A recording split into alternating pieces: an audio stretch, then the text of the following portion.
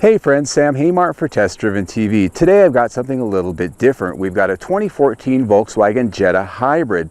And as you can see, it looks just like a regular Jetta aside from a few little details. But instead of doing our normal battery tests with, say, a fuel mileage challenge, what I wanted to do is bring it up here to Mount Lemmon, which is just above Tucson, Arizona. Here we've got great windy roads which rise some 6,500 feet above the valley floor. Here we can find out if this vehicle is just another hybrid or a Volkswagen.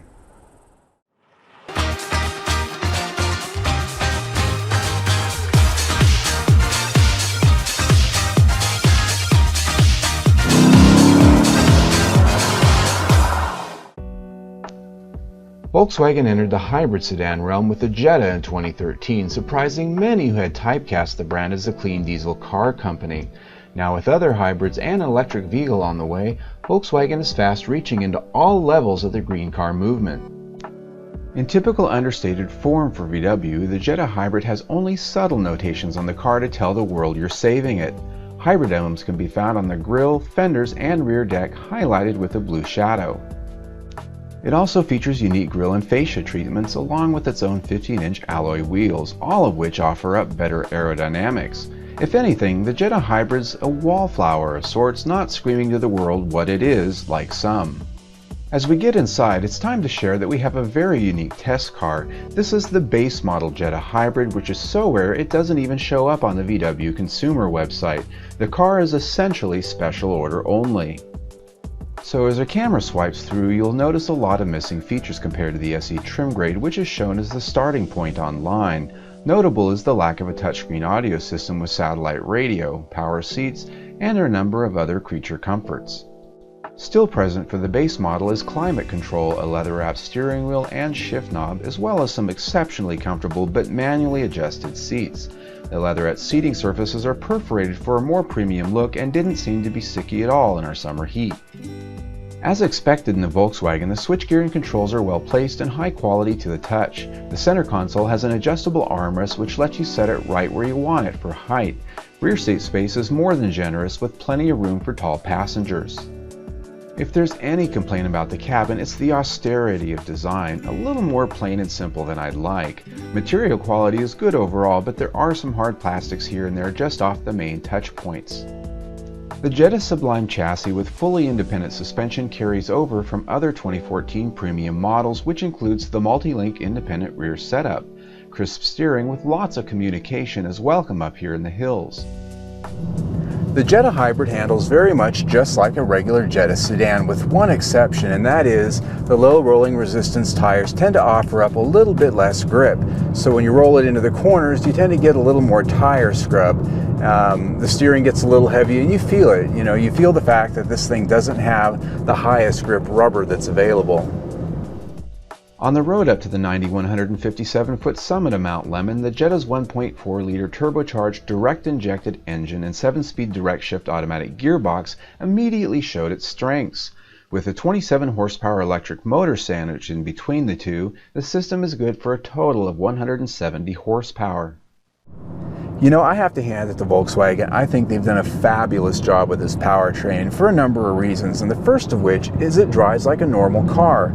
If it weren't for the fact that the engine turns off and on occasionally, you'd really never know this is a hybrid, and that's because it's got this DSG transmission. It's the same gearbox you get in the GTI, and that is a good thing. The other thing is, this thing's just got a nice little power curve. That turbocharged engine just snaps to your foot. It really puts a kick in your back when you floor it. And so, if you want power and you don't want to save gas, well, you can have it. And so what you end up with is a hybrid sedan that, you don't have to sell your soul to the eco gods and pay penance every time you get behind the wheel. It's a car that you can, save the world and save gas in and, well, have a little bit of fun while you're at it. This gives the Jetta Hybrid a rating of 42 miles per gallon city and 48 miles per gallon highway with a combined rating of 45. We obviously didn't do well on our flog in the mountains, but we did spend some time in the flatland testing MPG. What makes the Jetta unique in hybrid land is that it has a very robust electric mode. This is why its highway MPG is higher than the city, a somewhat unique trait for hybrids. The reason why is that it can drive under electric power at greater speeds than most, allowing the gas engine to be off. Shown here in the instrument cluster, the power meter lights up in a blue bar when the car is in EV mode.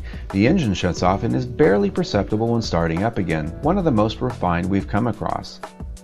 In fact, it can sail at freeway speeds remarkably well. When you coast or come to a downhill slope, even at 65 miles an hour or better, it can sustain speed for some time under electric power alone. This is one characteristic that pays off huge for MPG if you can learn to manipulate it using the power meter. What did this earn us in the MPG game? In our flatland testing, our tank best was 43.7 MPG measured at the gas pump. It's not the advertised 45 MPG combined, but keep in mind our air conditioner was on 100% of the time, as it was 100 degrees plus at all times. Thus, I see this as a break-even. You know, as I drive this thing, I really have to say that it is indeed the Volkswagen of hybrids. It only gives up just a little bit in terms of handling to the regular Jetta, as I mentioned, because of the tires. But overall, you know, if you were buying a car and you wanted a sedan with the most fuel mileage you could get, you know, you'd be torn between this and the TDI clean diesel, because the clean diesel actually gets very similar fuel mileage to this. The difference, of course, is the diesel is a little bit less expensive to buy, but you spend more money for fuel. So, you know, if you were torn between the two, you really have to do the math to figure out which one's going to be best. The Volkswagen Jetta Hybrid is indeed a top choice if you're looking at hybrids specifically as said. It drives little different than most traditional gas-powered sedans, if not more like a premium sports sedan with its turbo engine and dual-clutch transmission.